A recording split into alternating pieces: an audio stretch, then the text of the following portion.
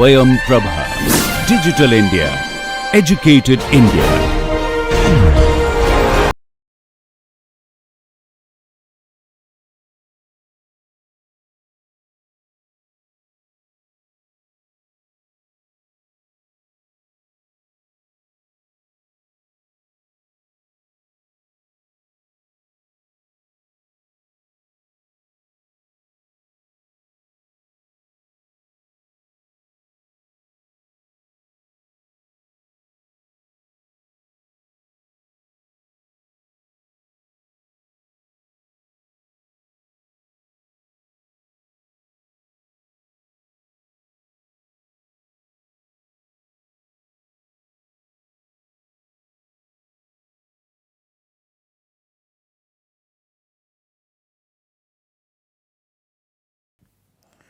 All right. So, let us take a example on the we have done OCSC test. OCSC open circuit is not really the right word. No load test for induction motor is the right word, and then the short circuit test is basically the blocked rotor test here. So, no load test and blocked rotor test, these are the two tests that we have done for the induction machine. And then we discussed in detail the theory using IEEE standard 112, how we go about calculating the equivalent circuit of the induction machine. So, I think it is high time that we do one example on that.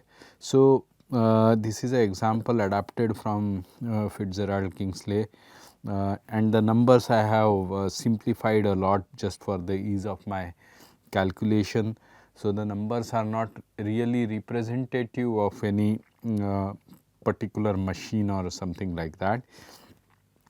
So, I have a 8.2 horsepower 3 phase 245 volts 50 hertz 4 pole induction motor with type C with type C characteristics. This is a type C motor. So, if you recall the previous discussion, and I would like to elaborate on this point somewhat later, but this is basically a high starting torque.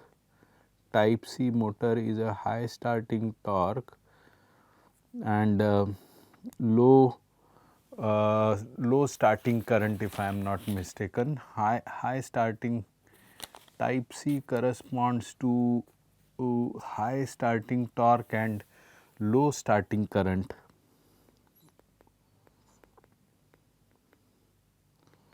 And this motor, usually this particular motor could be a double cage motor, something we have not discussed. Again, I would like to discuss it maybe later, but this is a double cage induction motor. Double cage means at least you can understand that there are two cages associated with it. So, one will be on the outside, in the same slot you could have something more deeper inside, and so at the starting the both the cages would be more active, but then later on once it comes close to the synchronous frequency, only one of them will be active. We need to discuss this theory of double cage, or at least get a little bit of feel of double cage in motor a bit later on. Let us continue to focus on this thing, but the point is then that I'll explain to you, but the point is that giving one equivalent circuit all through from starting to end could be a bit difficult for such more performance enhanced induction machines. Now, test 1 we did a no load test on it, let us say at 50 hertz, and so 50 hertz for a 2 pole machine corresponds to 3000 rpm, but for a 4 pole machine it will correspond to 1500 rpm. So, let us say we did a no load test at 50 hertz, and the applied voltage was 240 volts line to line, and average line current was 6 ampere. So, average line current means if you see meter oscillating for different reasons, you are doing an average of or of something of that sort you are doing. It is average current of a sinusoid is of course 0. So, this is like for any kind of oscillations or whatever that you see, you have compensated for that. It settles down average value at around 6 amperes. This is the RMS value. Power measurements is done by two wattmeter method, and W1 is 700 watts, W2 is negative minus 300 watts. Usually this 30 degree plus phi term comes in the 2 wattmeter method, because one voltage coil is to the one line, let us say this is A, B and C. So, we connect one voltage coil from say A to B and another voltage coil also from C to B. So, the voltage is line to line voltage. So, 120 degrees is one angle, which 180 minus, if you translate, it becomes 60. So, essentially there is a 60 angle sitting there, and the line current is more like a phase current. So, you get an angle like 60 degree plus phi in that derivation you get. So, if phi becomes more than 30 degree, the angle could become wattmeter reading could become negative. So, this is the consequence of the so what I am saying is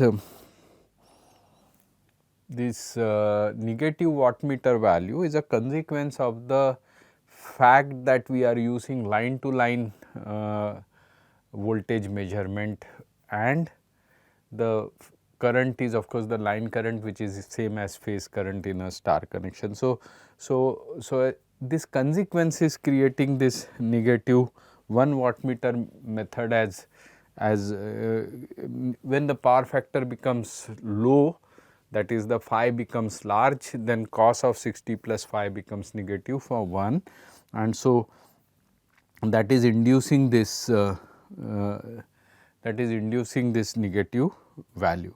When the power drawn is high and the low power factor is low, then this power factor is high, then the phi is low, and then both of them can turn out to be positive numbers. So, in this case we have W1 as 700 watts, W2 as minus 300 watts. So, the net power which will be drawn will be 700 minus 300, which is 400 watts. So, the 3 phase power, this is a balanced system, 3 phase power will be 700 watts.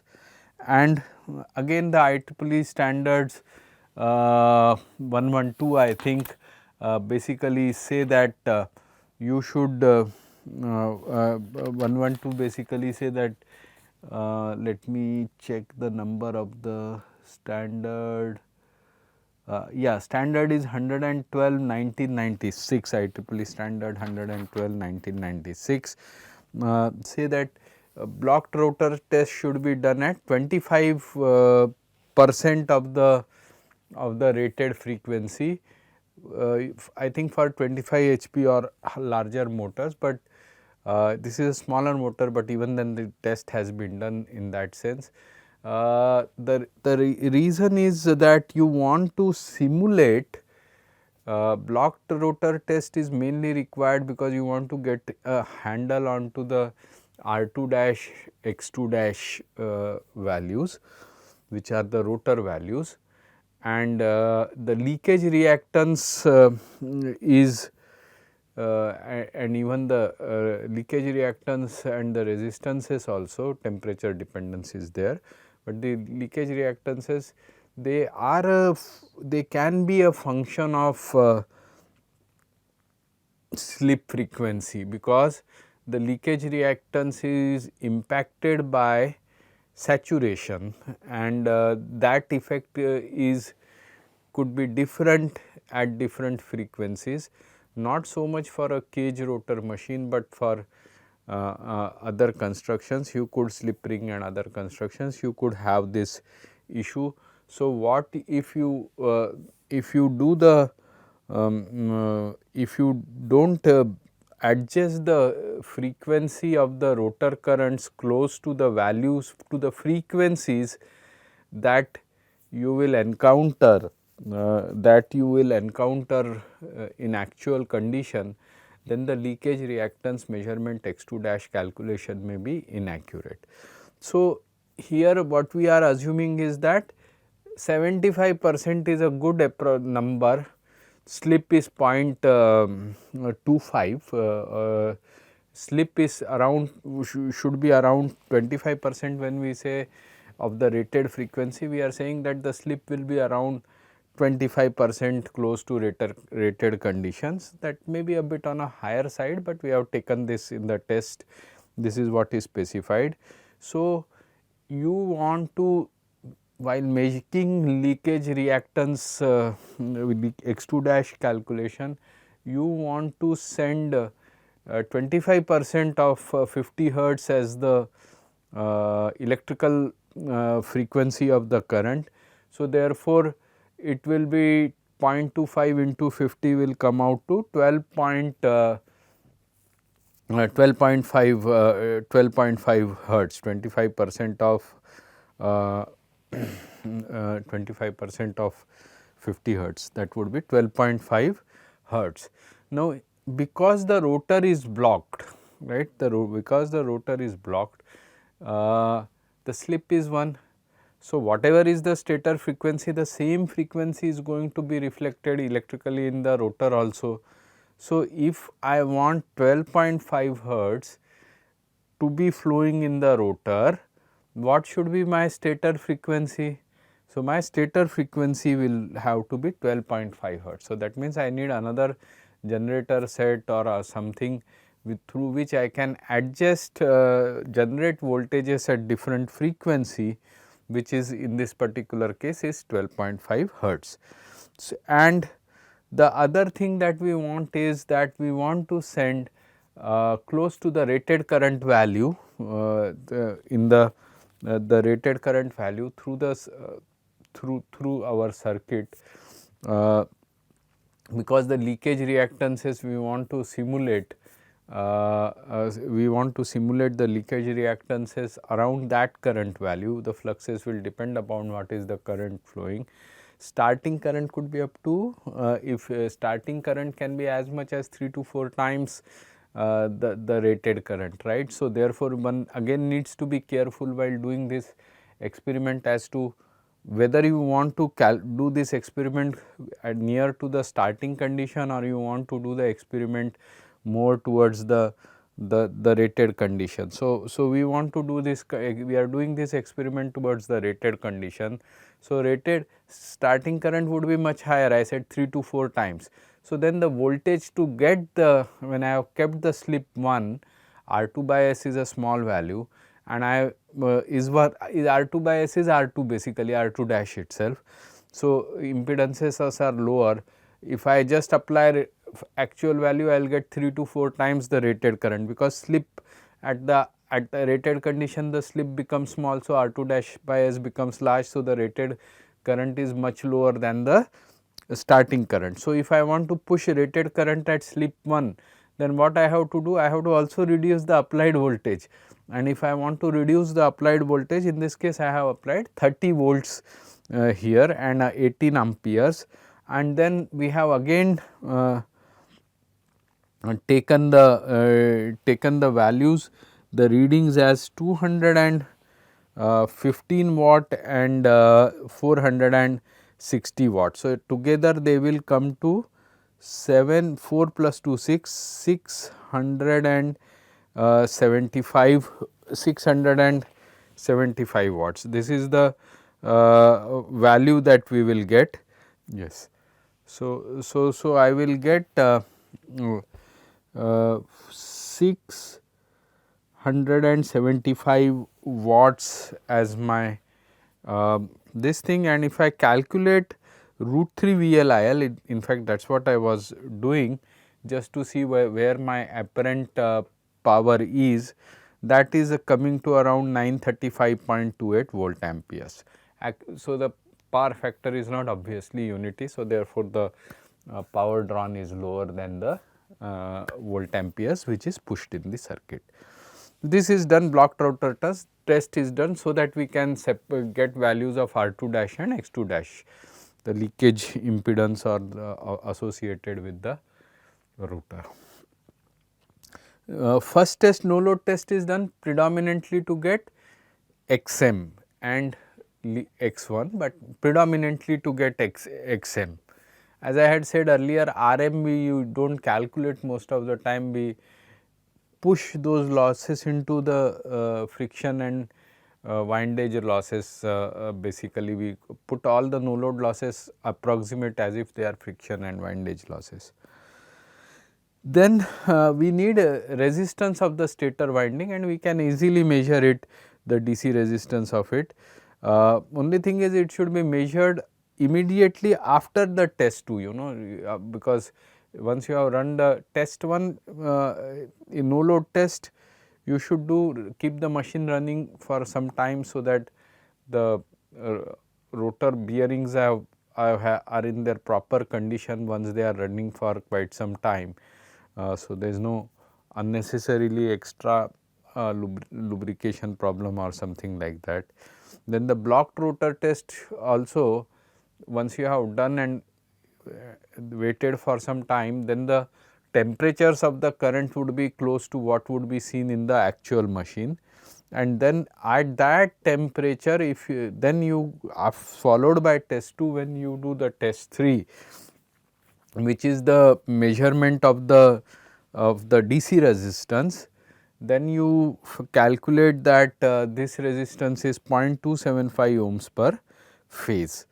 So now our first task is compute the parameters of the equivalent circuit of induction machine. So P no load, first let us start with the no load test. So 700 watts was 1 watt meter reading, 700 watts was 1 watt meter reading, and the other watt meter reading was minus 300. So therefore you measured 400 watts. Now 240 volts is the applied voltage line to line. So the line to neutral voltage will be 240 by root 3, and the current which is flowing in the no load condition, that is the lower value of the current. Starting current is because load, during load 18 amperes is here was given to you as full load current. This is 6 amperes is at 1/3 or so value is flowing under the no load condition, and 240 by root 3 into is the line to neutral voltage, divided by 6 is the 40 by root 3, that would be the no load impedance which I have measured. And no load, since the slip is close to 0, R1, so therefore it is basically the no load circuit is X1 XM, and actually this is R2 dash by S, but this is close to 0. So we can consider a open circuit here, and then X2 dash. So but this whole thing is equivalent to open circuit. So therefore it is R1 plus X1 plus approximately equal to XM. Now this this RNL is, how much is the RNL? 400 watts. If this whole circuit is imagined to be RNL plus JXNL, then RNL is going to be equal to 400 watts is 3 phase value, 400 by 3 is single phase value, divided by 6 square is 36. So therefore this is 3.7 ohms. So RNL is 3.7 ohms. Similarly, ZNL square minus RNL square under root of x, under root of it would give me the xnl. So, the xnl value will turn out to be, because this is known, this is known. So, the xnl will turn out to be 22.7916 ohms. Now, let us come to, we are not segregating right now x1, xm, all that we are not segregating right now, and ideally this is r1, x1, xm,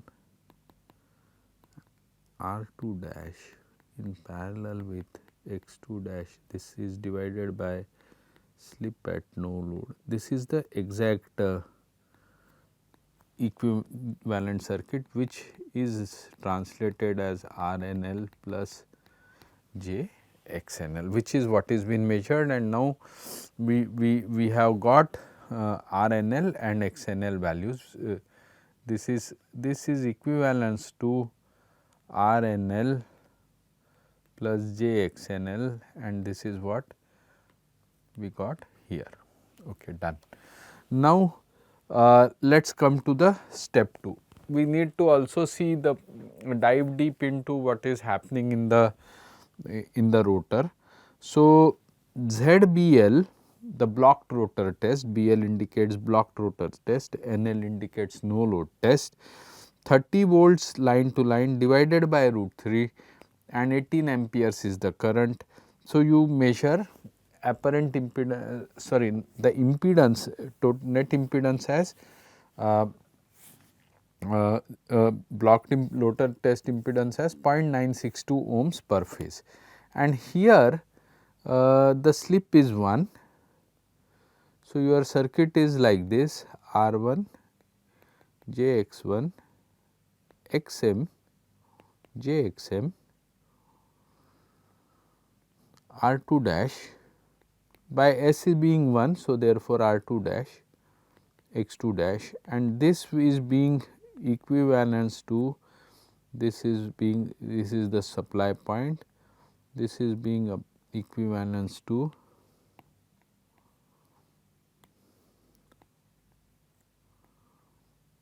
RBL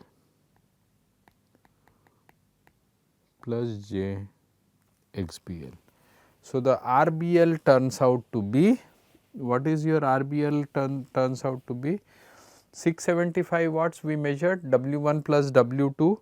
The 2 watt meters they were measuring 215 watts and 460 watts. So, W1 plus W2 is 675 watts, that is a 3 phase value. So, per phase value is 675 divided by 3, and then that should be equal to I square R. So, therefore, the RBL will turn out to be 0.694 ohms per phase. And once you know ZBL square, once you know RBL square, ZBL square minus RBL square, square root of that will give me the XBL value, and that will come out to be 0.666 ohms, which is being calculated at what frequency? 12.5 hertz. So, I actually want to get the value corresponding to the 50 hertz, because the equivalent circuit in equivalent circuit here, the X2 dash is the value of the leakage reactance corresponding to 50 hertz frequency. So, therefore, once its secondary is referred to primary, anyway it becomes referred at 50 hertz. So, the XBL should be scaled up by 50 divided by 12.5, and therefore, the corresponding number turns out to be 2.664 ohms per phase at 50 hertz. Okay. Now, we have to separate out x1 and x2 dash. If you do not know anything, you can assume that they are 50-50. I mean 0.5 x1 is 0.5 times of x1 plus x2 dash, and x2 is also 0.5 of x1 plus x2 dash. But if you remember, there was this table which I had discussed earlier also. let me just discuss that table again here, in which we talked of motor class A, B, C and D. So, A is normal starting torque and normal starting current. So, the kind of induction motors that we discussed.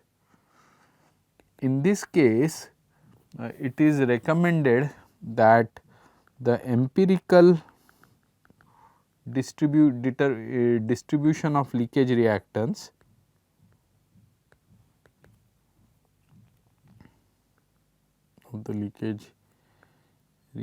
of induction motor between as a fraction of x 1 plus x 2 dash, you can take for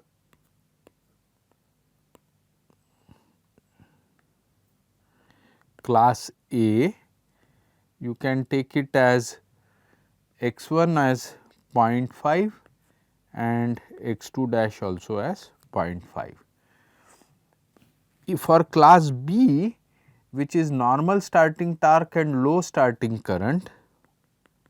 So, now this leads to that deep cage rotor or double cage rotor kind of gradually we are moving towards those kind of constructs, which there are a lot of such further things to induction motor which we cannot discuss in the first course, but still you should know that this is not the end of it, you know.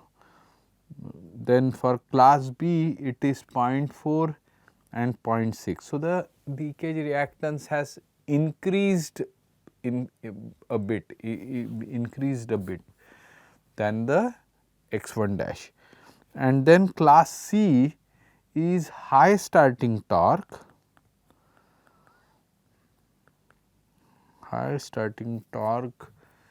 and low starting current. That would be 0.3 and 0.7. So, you should think when if you have ever need to buy a induction motor, once you come to the power specification, which class should you buy? Should it be A, should it be B, C, D? These things you will have to research further, you know, think about it if you ever have to take those decisions. And then class D is high starting torque, high slip.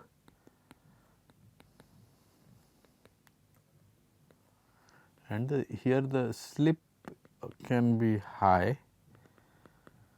Of course, starting torque is not at any high slip. The means that at the full rating condition the slip may be high. So, there they have suggesting 0.5 and 0.5. That is why you see, because there are so many variations in this. When I did the transformer test, did I refer to any IEEE standard and say that this is according to this standard and that standard? So, the induction machine is a much more complicated device with lot of variations. Rotating machines, you can have lot many variations to achieve certain specific goals, and then you are trying to do a parameter determination, and then if you do at one operating condition, it may not necessarily hold for the other operating condition. And then there is also certain amount of empiricalness associated with calculation of x 1 and x 2 dash. Unfortunately, you know, the way we separate these two things out, it may not be very critical, but there is some empiricalness associated with that, and hence all these details are coming in induction motor along with the IEEE standard. This thing class D is over. After that you have wound rotor. So, the cage rotor and the other is the wound rotor. So, you have 3-phase windings wound on the rotor also. Performance varies with rotor resistance, because there is a slip ring here. So, you can connect a rotor resistance and the performance varies with rotor resistance, and here also the distribution is taken as 0.55. So, this information will be required, because from tests alone that we do, the blocked rotor test and the no load test, we do not get enough information to segregate x1 dash, x1 and x2 dash. So, that is why we need this. We have done this in our last lecture, all the derivations, right. So, okay. So, I have calculated everything that I could calculate from the no load test, which is RNL and XNL. I have calculated whatever I could do from the blocked rotor test, which is XBL and RBL. So, all these two values are also calculated. In test 3, I calculated the stator resistance R1, which is at near to close to the operating temperature. Now, to get ratio, we have to separate out x1 and x2 dash. For that we need this table, and for that we use the fact that if my machine is a class C machine, then the ratio of x1 is to x2 dash is 0.3 is to 0.7. So, and we had derived this formula. I cannot go back to this derivation now. So, I will have to just use this formula, that xBL minus x1, x2 dash is going to be xBL minus x1 into xNL minus x1 divided by xNL minus xBL. So, xNL is known, xBL is known, XNL is known, but you see x1 and x2 dash both are unknown. Hence, I need to use this ratio, because otherwise I am stuck. This equation will my two tests have given me XNL, RNL, XBL, RBL. It has given me these things. Now, calculation of x2 dash that we had done in the last class, it requires x1, but I have nothing further to proceed. So, the standard say okay, this is understood, this difficulty is understood, and we also know that it is okay to do empirical approximation, because that very distribution will not make major error, but this is what you should do if it is a point type C machine, which is take the x1 is to x2 dash as 0.3 is to 0.7. So, therefore, I will take x2 dash to be 7 by 3 x1, x1 dash by x2 dash is 0.3 by 0.7. So, therefore, x2 dash is 7 by 3 times of x1. Now, substitute this here. Now, what happens? In this is known, this is known, this is known, this is known, there is only one variable which is x1. So, now there is a equation which can be solved for x1.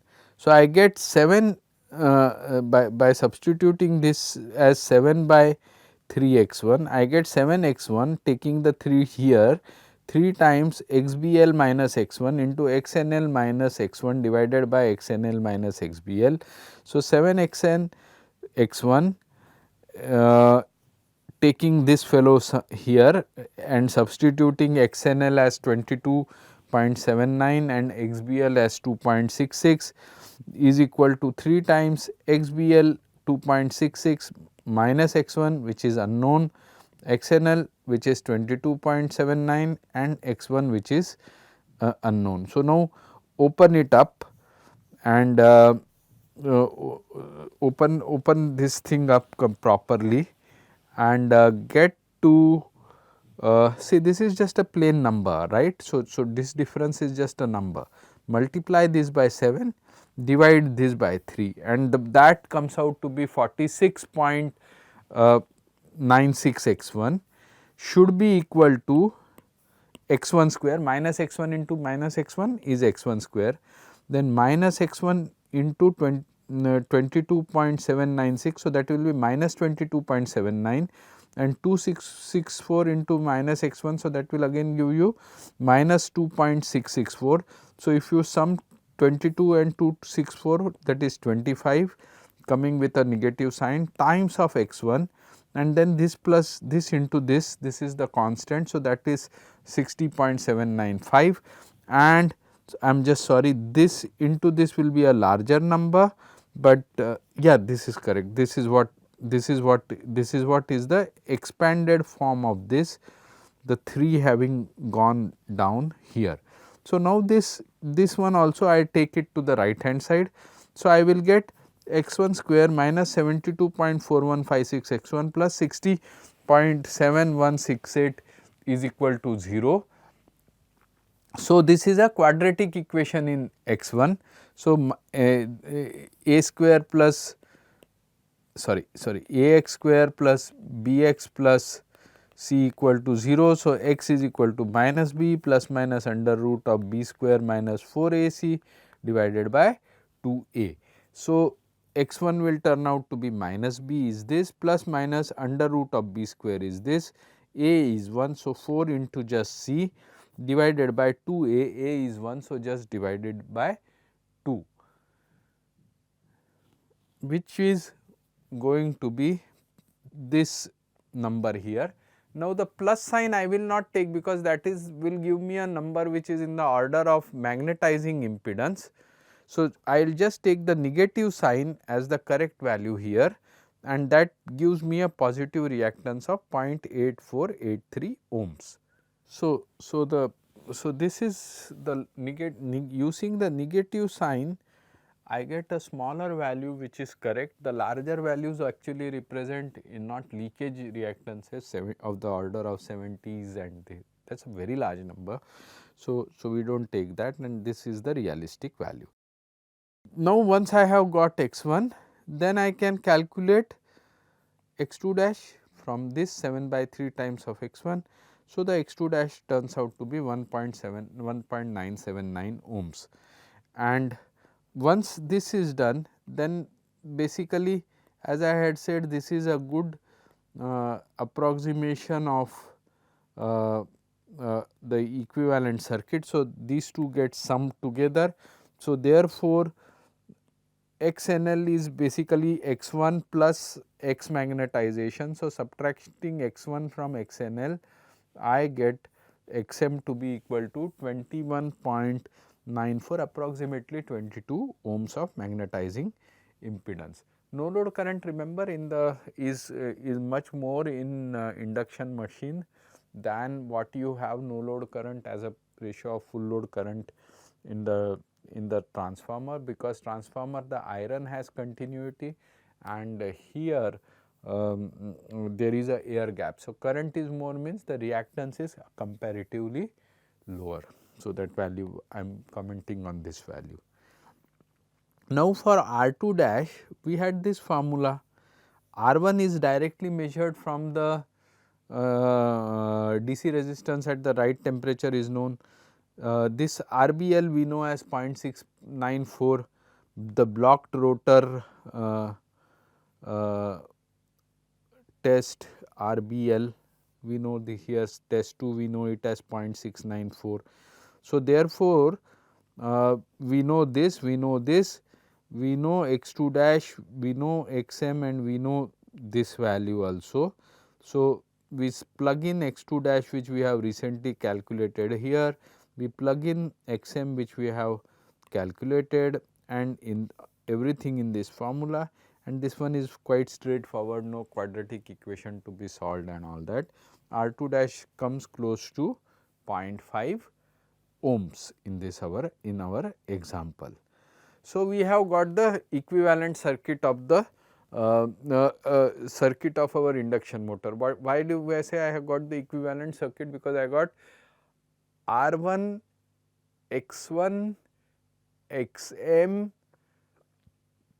R2 dash, X2 dash, that is it, that is it. Now, let us see, there is one more test which has been done on this. This is to calculate the electromechanical starting torque. You could calculate it from the equivalent circuit also, but as I said, you know, when we have these kind of machines with double cage or deep bar rotor, then the resistances and reactances under normal operating condition and under starting condition can be quite different, because the two cages are working in conjunction with each other. So, we prefer to do one more test. Applied voltage is 212 line to line, average phase current, that is actually the average value of RMS current, is 72 ampere. So, you could for example, just turn a rotor a bit in different positions and calculate currents and then take the average, because if there are any geometry of teeth and those kind of things, no, slots and teeth, because of that the current could be a bit different. So, you can take this at different moving it a bit and take then the average value 72 amperes. Blocked rotor power 18 kilowatts, measured starting torque is 82 Newton meter. Now, compute the electromechanical starting torque from the input measurements of the test 4. Assume the same temperature as in step 3. That means, the resistance is going to be also the stator resistance is to be taken as 0.275 ohms per phase. 72 amperes which is taken, I have taken here 4 times as the current, starting current. So, 4 times of 18 is 72.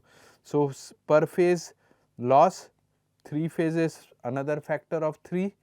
So, this is the total I square loss in the 3 phases, subtract it from the input power 18,000.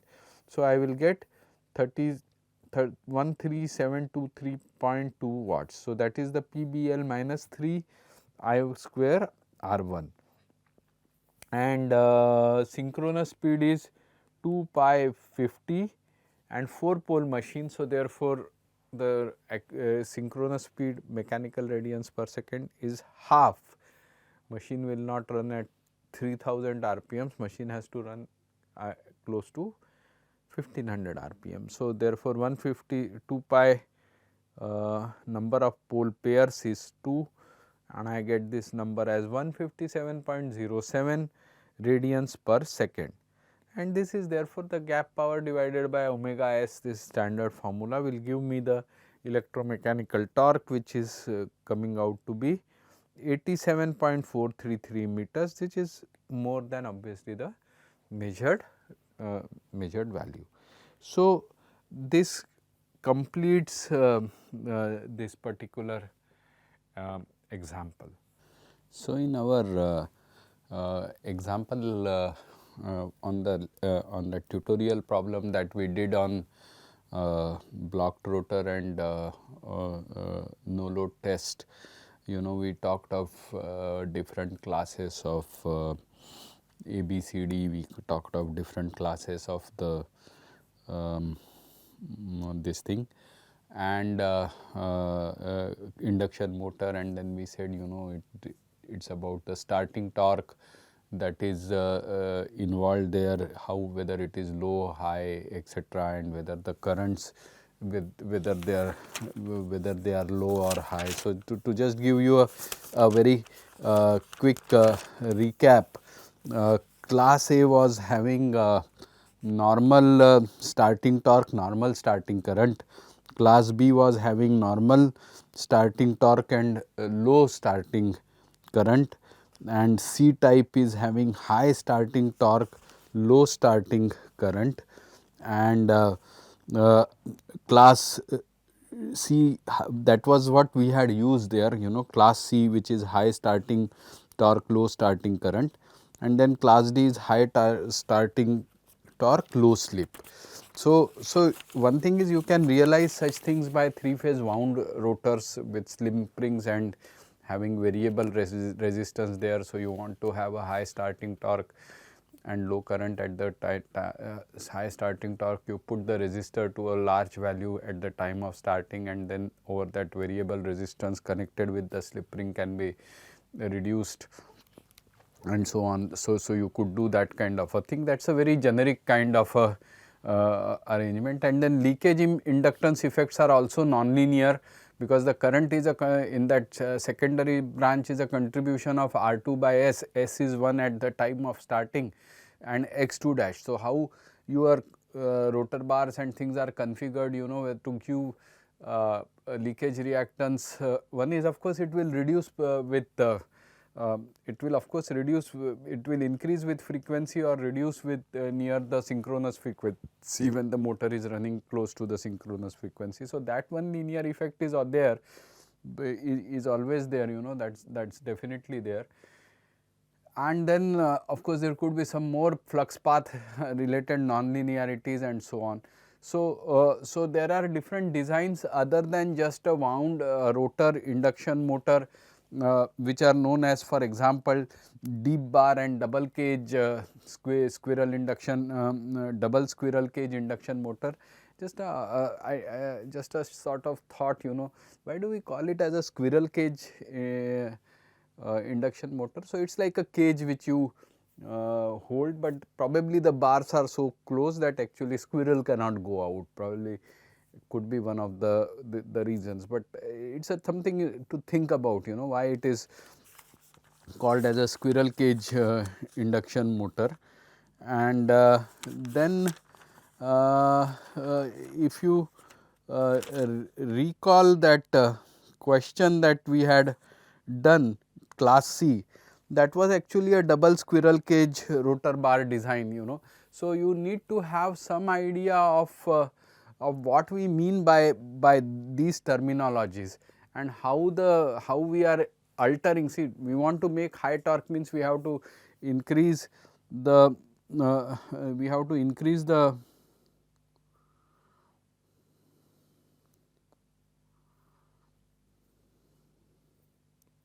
we have to increase the rotor resistance, right. So, if you recall, you know, R by X, if you change, I am sorry, this one has not come very good, but okay. So, this is the synchronous speed, and this one, this kind of a figure we have done earlier.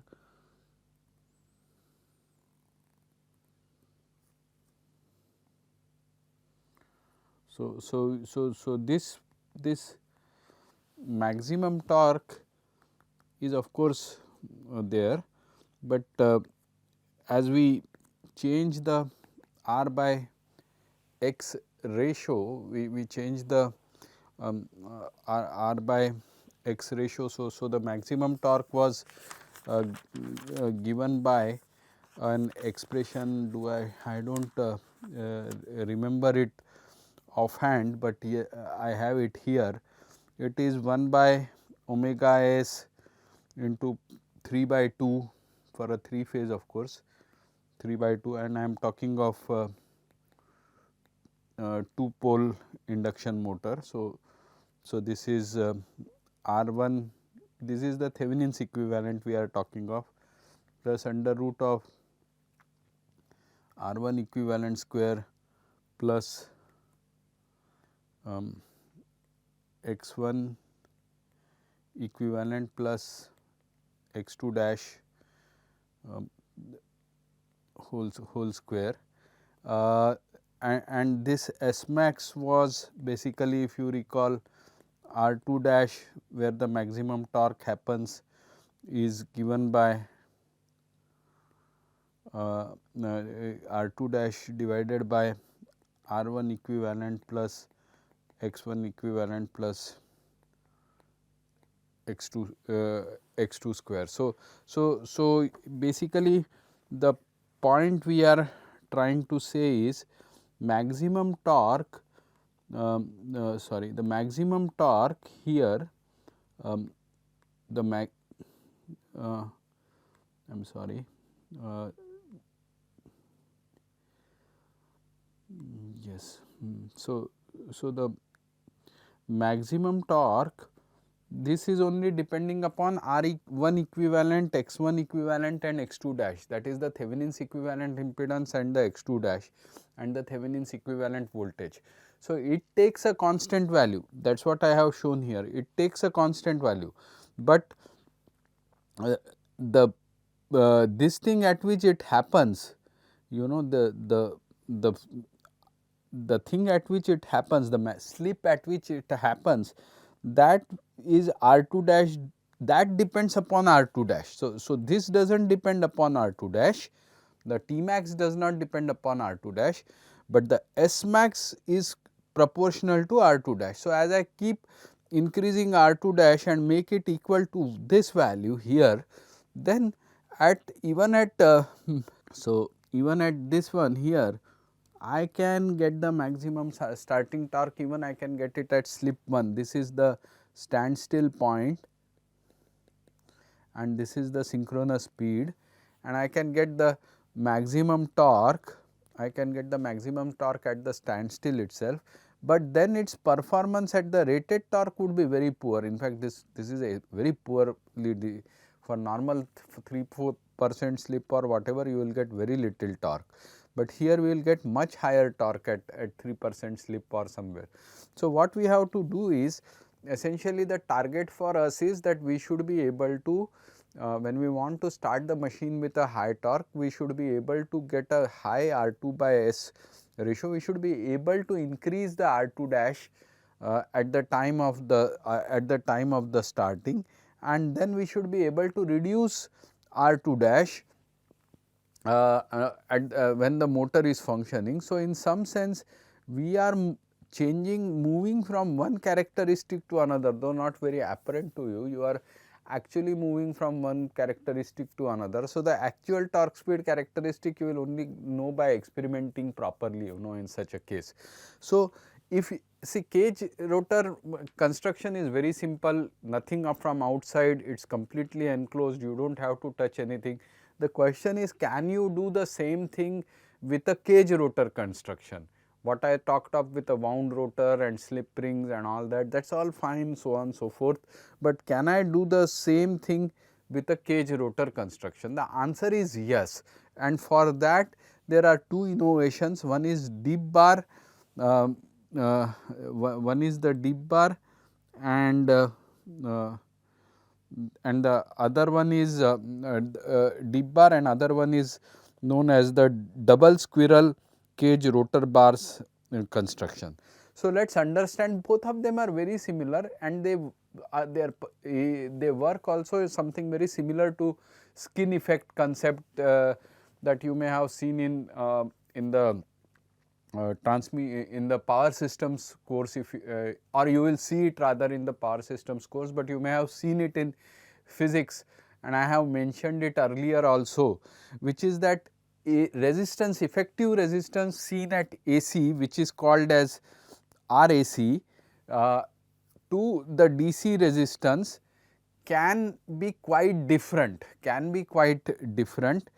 and usually the AC resistance increases as the frequency increases.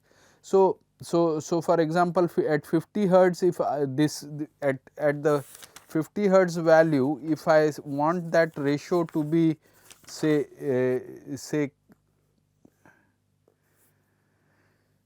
close to 3, say close to 3, so this is 1, this is 3, and so on. So then what it means is, see, the point is, when the motor is at standstill, then the frequency of the currents in the rotor side are 50 hertz or 60 hertz if you are in North America, and 50 hertz if you are here in India or Europe. Synchronous frequency basically is what we are talking of. So there the AC resistance will be, you could design it to be as high, by proper construction you could design it to be as high as 3 times the DC value, and when the machine is running close to 50 hertz, very small slip, maybe 1, 2, 3 hertz kind of a slip, 1 hertz rotor frequency, if the rotor current frequency is 1 hertz, the slip is going to be around 2%, right. I mean, so slip would be around 2% or so. So near the operating point, the rotor currents are very close to the DC frequency value. So there the resistance also skin effect having reduced its impact significantly, the resistance may be brought down to as low as one value, and this amplification we are doing by some proper exploiting the design of the slot, the iron and the copper. I mean, for example, in a transmission line we won't want resistance to be high 3 times at 50 hertz, you know, we would try to do something to say bring it to 1.5, 1.6 times or whatever, as low as possible. So in this let us see what is done in the deep bar arrangement. So in this deep bar arrangement here, what I have is, this is iron, this is all iron, which you can consider it of infinite permeability. This is my deep bar, deep copper bar, say 2.5 centimeter or 2.8 centimeter deep or something like that. This is a section at the top of it, and this is a section, equally same section at the bottom of it. Now, if I look at this here, the magnetic field strength is going to be much stronger because it is enclosing this full current. This full current is enclosed here. So the magnetic field strength is going to be much higher, because Ampere's law says that integral H into di is equal to mu 0 I, or rather I, not mu 0 I. But if you look at some of these sections here, I am sorry. So, if you look at some of these sections here, or for example, this section here, it encloses also a less current. So, the magnetic field intensity is also going to be also less. So, the net point is that the most of the, and these flux lines, if you want to visualize it through flux lines, you could think of it as such flux lines. So, the point that I am trying to say is that when you look at the lower section, because of these heavily saturated, not saturated, concentrated flux lines here, the leakage impedance of the lower section is higher, and the leakage impedance or leakage reactance of the leakage inductance of the upper section is lower. So, the leakage inductance is not uniformly spread out. As a consequence of it, what happens is that if the leakage here is much higher, the current here will tend to become lower. So, the current distribution will not be actually uniform, though as if I was talking as if current distribution is uniform, but the current distribution will not be actually uniform, and where the leakage reactance is less, there the current will tend to go and get concentrated. So, you can think of R by X, many parallel segments, but these ones are having these ones are having higher inductance. So, current is and 50 hertz flow is there. So, current in these sections will be low, and current will concentrate in these sections here. So, if the current goes and concentrates there, what will happen in a small cross section? If the current concentrates, the effective resistance increases, and this is exactly the skin effect, and you will get this 3 times amplification factor. Now, same thing you could do with a double squirrel cage rotor, exactly same thing, but what you could do is you could have one deep bar based squirrel cage and one narrow bar based squirrel cage. So, automatically this resistance is higher, this resistance is lower, and during the starting most of the current will get concentrated here, but as the frequency, as the rotor picks up the speed, here the distribution of the current becomes uniform, because the leakage reactance comes down. So, it becomes more uniform. So, therefore, DC resistance, you get a effective resistance which is closer to the DC value somewhere here, and here also the current spreads out into both of these bars. So, because the reactance effect reduces significantly, and so the parallel combination of these two cage rotors, one here and one here, the parallel combinations resistance comes down. So, at the normal operating condition the resistance is small, and at the starting the resistance is much higher. So, this is the beautiful way you can actually achieve it with a cage induction rotor motor here. So, this was just a supplementary part to that example. Yeah, thank you.